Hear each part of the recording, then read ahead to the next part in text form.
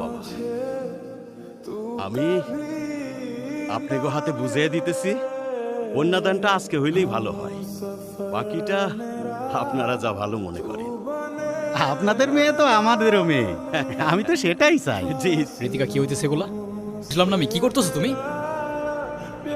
এই, বের হয় এখান থেকে। 1 মিনিট, আমি ঋতিকার সাথে কথা বলতেছি।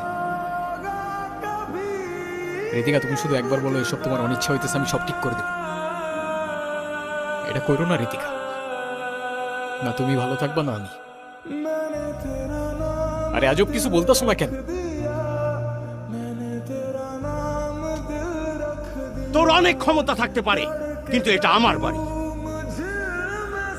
এই, ওরে ভিতরে নিয়ে যাও, তোরে যেন আমার সামনে আর না দেখি।